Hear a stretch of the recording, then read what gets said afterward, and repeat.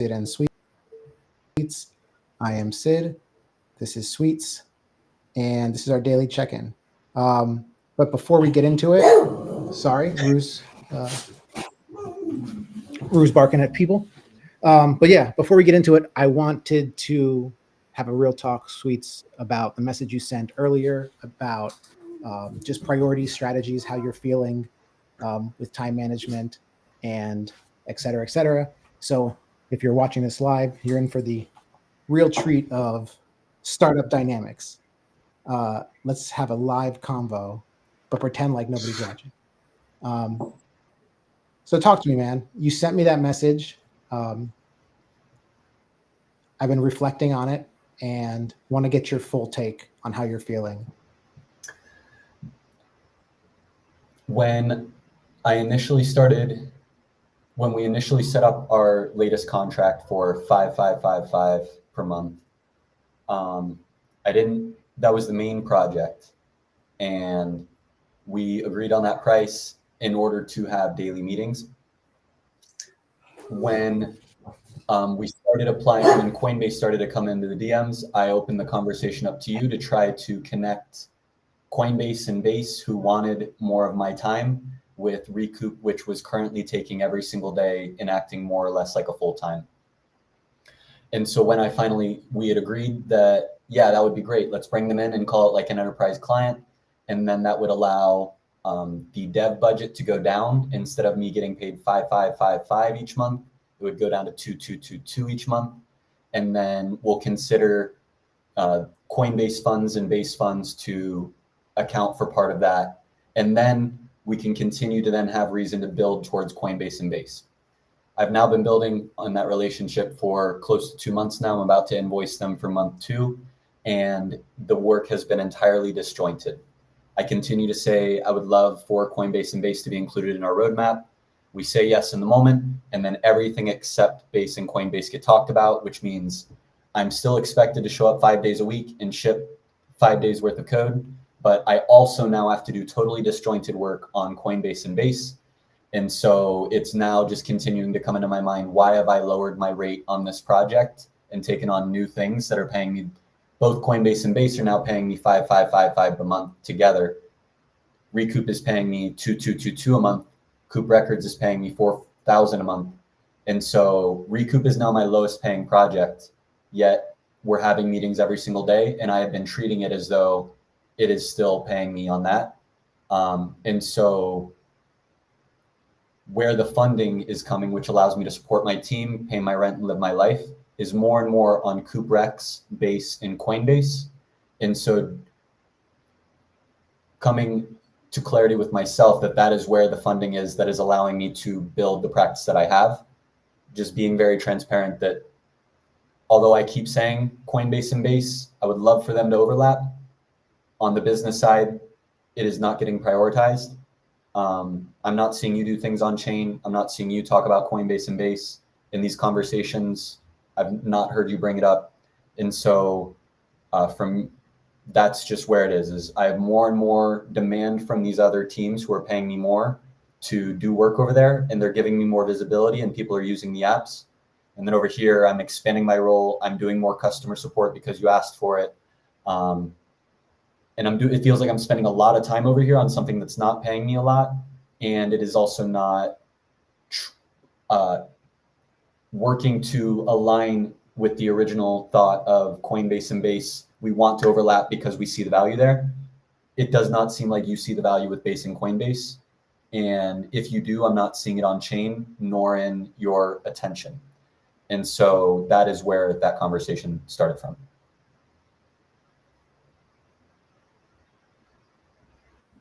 Okay, no, I appreciate the clarity. I appreciate the transparency. Let me give you my version of the story.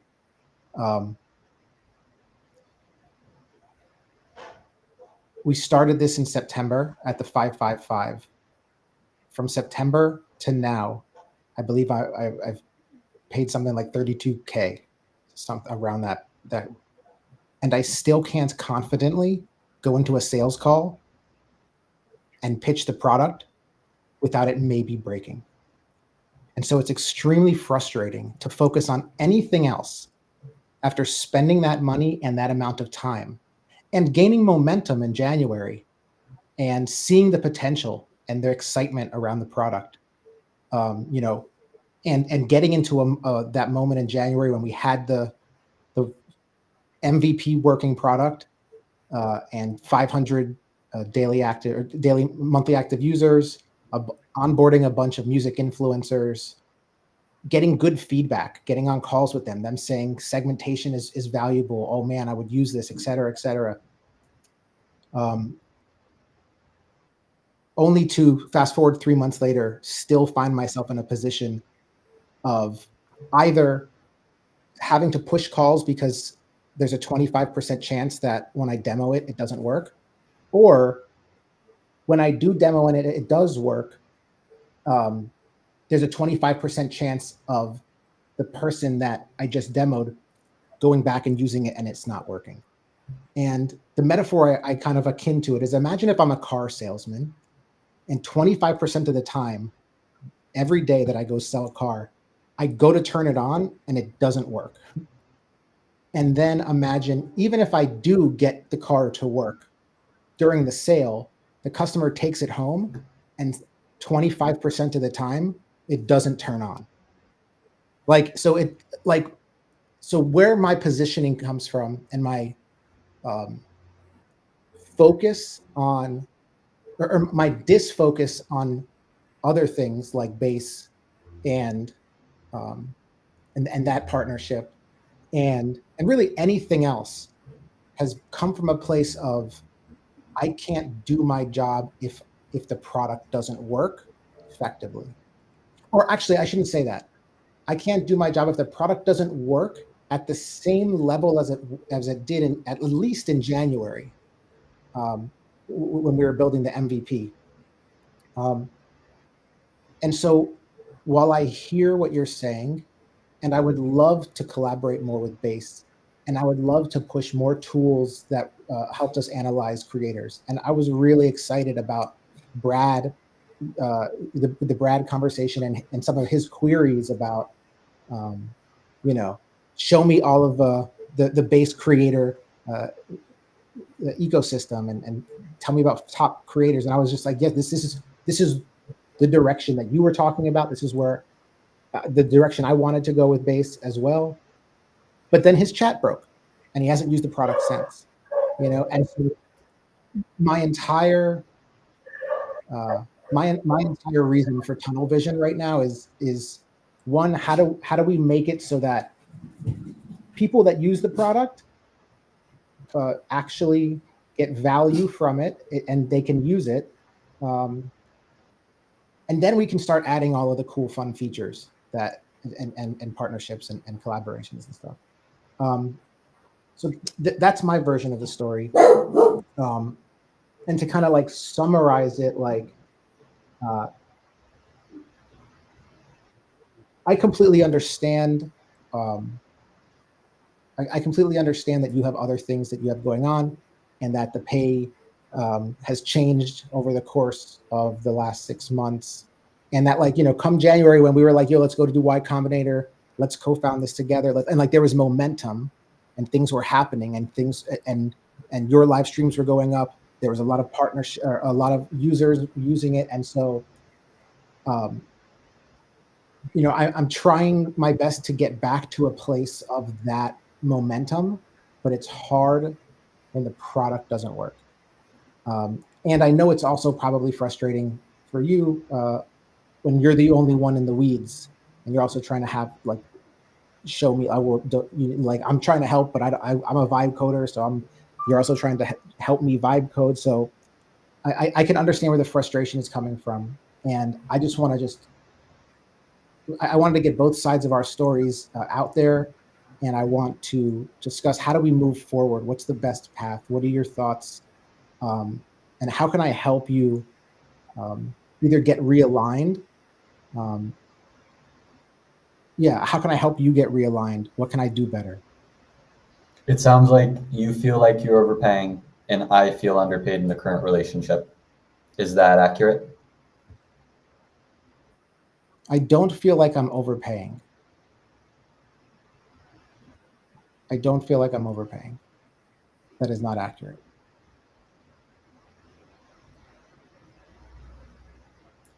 The career I am trying to build is I am the top dev for on-chain music, and that feels like a role that I have solidified. And right now it feels like, so the question is, am I the dev that Sid needs to build this? Sid feels like he spent 30K. The dev for on-chain music has not built the product that he is looking for in the AI space. While I have experience with AI, I am not the top dev for AI. I am the top dev for on-chain music. And so the question is, does Sid need to find a dev that is either not going to charge 30K for the product, or a dev that is better at AI music? Because all my other projects are on-chain music. This is the only one that I keep telling people it is, but the product vision and the sales calls are not being oriented around on-chain music. And so while I do agree that AI is an important intersection for on-chain, AI is essential. I don't want you to continue to feel like you're overpaying. My goal is not to just leave you high and dry, but like, I agree. How does the relationship need to change to reflect this? Do we stop doing 5-day week calls so that I can spend more time on the projects that are paying me more, and then we just appreciate that everything just goes slower? But Sid is not sitting on a 30K bill thinking, wow, I'm continuing to spend 5K a month. That stacks up quickly.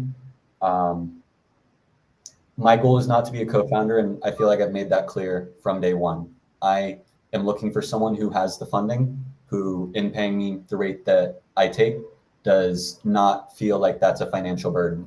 Coinbase, that's not the case. Base, that's not the case. CooperX, they don't look sideways at that, because this rate, 2,000, is something no dev, none of the other teams would ever say that the rate I'm charging is too high, and you are paying me the least, but you feel like it's a lot. And it's also not where I'm wanting to build out. I think on-chain with AI is great, but right now just AI for music is like cool. Murica's doing that. There's teams that are actually focused on that. And so the question is, how does our relationship need to change to reflect the horizons we are both trying to sail towards? That Sweets is building to be the top dev for on-chain music, and Sid is building a music-related product and feels like the product does not work and he is overpaid for the product that exists. Or no, he does not. That's not a correct statement. So let me scratch out Sid feels he's overpaid. But the 32K feels like a number that you threw out to say, like, this is a lot. So I think, let me reframe what I meant and your interpretation, or at least your story of it. 32K is a lot. That is why I sent it. I sent that that number out. But that is from a all in, where when we started to now, how much is paid for like the product that we currently have, and my frustration of not being able to confidently sell it is where that's coming from. Do I think that I'm overpaying for when I'm paying you $2,000 a month? Absolutely not. Did I think it was overpaying when it was $5,000 a month? I didn't. But I was also, we were working towards a working product, when we were working towards momentum, and we were working towards all of that. So I guess to reframe, like, it's less about the amount of payments. It's less about money. It's more just about, like, I guess going back to what you have mentioned, like the commitment, the mission, and what needs to be done today to work towards the future of the music industry. And in my head, building this product and then aligning with labels and managers and marketers is a very clear path forward to, one, revenue, and two, eventually horizontalizing it across all creators. But in my head, that's also like, there's stepping stones to get there. And step one is get a working product that when I show a label executive, they're like, holy shit. And then they come back and they use it again and they're like, holy shit. And then they tell their friends, holy shit. And like, how do we, that's my tunnel vision right now. How do I get to that? Because if I can get to that, I can throw everything else on chain and I can start onboarding everybody. Like, you know, but everything is dependent on the working product that had the spark. But I hear what you're saying, and I understand where you're coming from. And like, my main objective is to realign our relationship so that we both feel like we're moving forward in a positive direction, and we also can continue to stack and what's the word I'm looking for? Leverage the length of our relationship, you know. And so whatever it needs to be done so that there's no resentment, we all feel aligned, we're working towards a mission. If those missions are aligned and we can figure that out, but great. If the mission is not aligned, then how can we help each other while working on separate goals? Like, whatever we have to do, I just feel like out of alignment, and I want to help get us both back in a line. So I don't think we need to answer the question now on this call, but I think it's like a good starting place to just start MIQing, you know, what needs to be done to realign, you know. In a perfect world, Sweets, the product works. I can go get revenue. I can pay you full time. You get what you want. You get your like we roll this whole thing out, you know, and so just getting more clarity on in a perfect world, what does your perfect world look like, so that we can meet in the middle somewhere together. I agree. Good MIQ. Effective MIQ. What needs to change for our priorities to be realigned? My goal is to continue to play long-term games with you. You're the longest running project that I've had. That level of compounding interest and stability and reliance is something I valued, and I want to continue to play the long-term games with you. And so the MIQ, what needs to change for our priorities to be realigned? I agree. Sweet. All right, well, let's 24 hours it and then come back tomorrow and episode 2. Love it. Jump into a quick stand-up. All right. Jump into a quick stand-up before we bounce. Yeah, if you have time. Yeah, I think I do. I'm going to assume I do. What I have yesterday, I shipped. What did I ship yesterday? Yesterday, I removed the Perplexity tool, and I started working on object-object error. I shipped a preview. I did not get it into prod, and anything I've tried to ship so far around object-object, I feel like it's been too much code, and it has actually worsened our reporting. So I've rolled that back, and then I went into customer support, and I sent messages to Paloma, Mackins Mines, Bully Meow, and Steph, and I got feedback from them all. Where I'm at today is I'm still focused on the weekly goal of decrease errors in chat. The things I have written down to address that are move all MCP, which is an external API call, running on serverless infrastructure into local tools that runs inside of our chat to speed it up, decrease errors, and have more control over the error reporting. Update the recoup tools to decrease the size of the response. Right now, the goal is to get all of the posts and all of the fans and send that back. That leads to long processing times to collect all that info. And it also leads to large amounts of data, which leads to large amounts of tokens, which leads to rate limiting on our responses. On errors, having a retry button.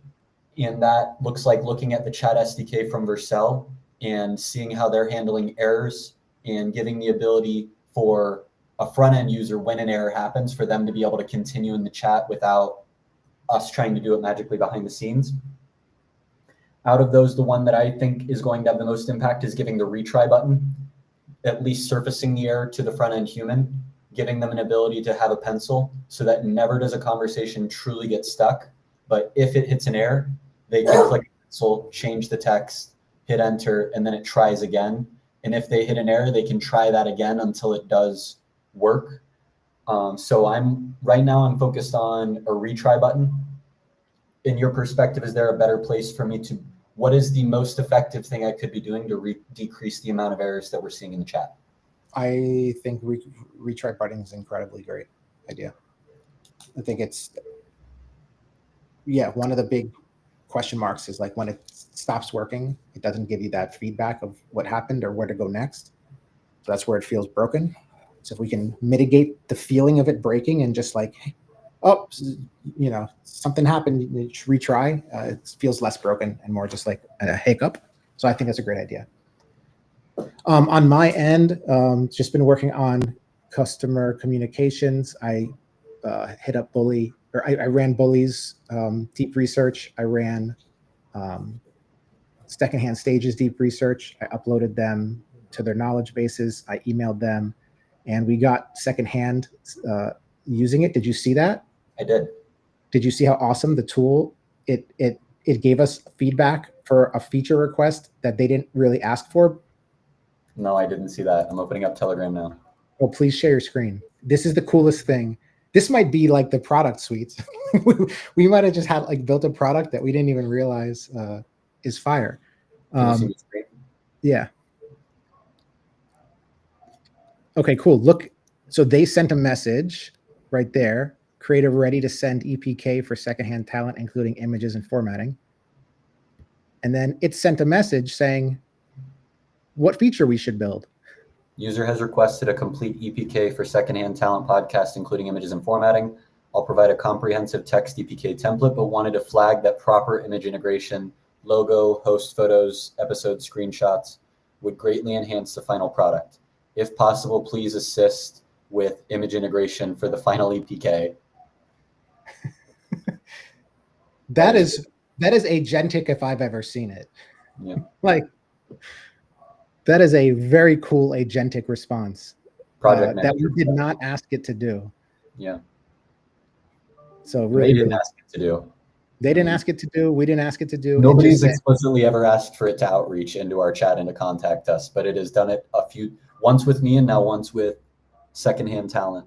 Have you looked at their chat? Is the chat high quality? I haven't dove into the chat yet. I just saw that and was like, this is so fucking cool.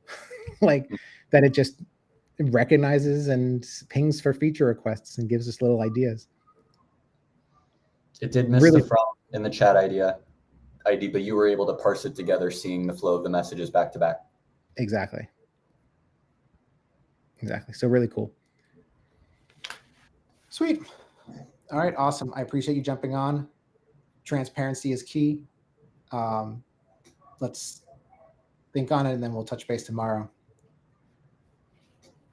All right. Awesome, dude.